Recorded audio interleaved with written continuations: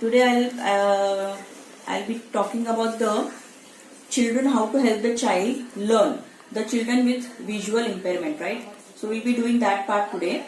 Yesterday we did the previous one. We revised what is the meaning of impairment.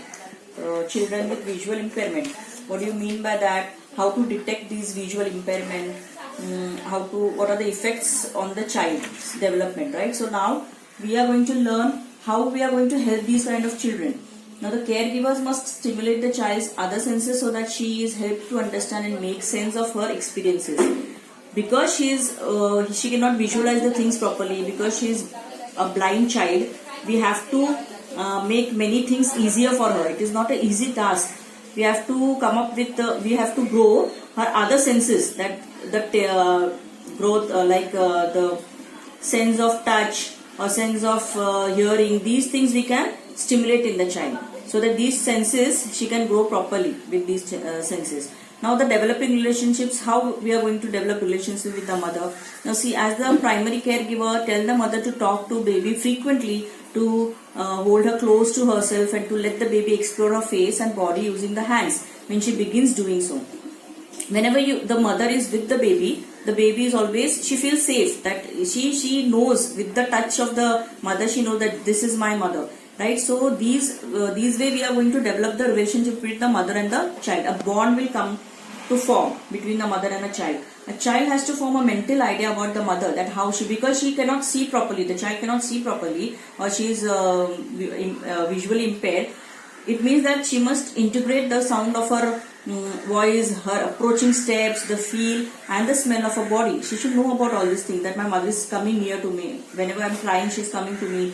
She can also know that her mother is approaching her by the steps of the feet, right? Into one experience like the mother. Now encourage others also to talk to the child and hold her close so that she will be able to identify each person as separate. Now apart from the mother, even the other, like other parent, that is your father or the sibling, can take the child in the arms and make her feel that we are different from the mother, like father is different, the sibling is different. By the touch she can sense. So we are going to develop the relationships by using the sense of touch. Now it may seem foolish to say you to talk to the baby who does not reply, but even though the newborn baby is too young to vocalize, you will be rewarded by a slight smile on the alert look on the baby's face when she stops everything else to look at you and all her senses directed at you. We say that, see, the baby is a 1 month old or 2 month old baby. What is the use talking to her? Like, why? What is the use talking to her if she doesn't understand anything? But it actually helps the child. She is trying to see who is there around you. So even though she cannot see, she will be hearing your sounds. What is talking? Who is there? Ye mamma ka awaaz hai ki papa ka awaaz. She is going to try all these things. So we are going to, and then after some months she will have, you will see the smile on her face, and then whenever you come near her, she will look alert that somebody is coming, approaching near me. So this is the way you are going to develop her sense of hearing also. Now it is these early experiences, as you know, that will lay the foundations of our language and other developments later on. Now helping the child to speak. How are you going to help her to speak? As she cannot see she can hear, but she cannot see your lip movements, right? So a child who has difficulty seeing may not learn to speak at the same age as the other children, because she cannot see the way people move their lips when they speak. So to help the child learn to speak, begin by putting the child's hand on your mouth and faces as you speak. Take your child's hand on your mouth and your face. Then she will know it by the touch of your face, how you're going to move your lips and all that. How you feel, how your lips, cheeks and jaws move, and how the air comes out your nose and mouth as you speak. Then ask the child to put her hands on her mouth and repeat the words you said, moving the lips, cheeks and jaws and blowing the air out of the nose and mouth as you did. In this way, ask her to repeat words. She will coo and babble. That means she will try to say something. Therefore, to help the child understand the meaning of words, say it name whether the child touches something. Wherever you're taking her around with you, just tell her to touch something and then name. See, this is a pencil, or this is a flower, or this is bed, or this is a chair. So name the things whenever you're doing it.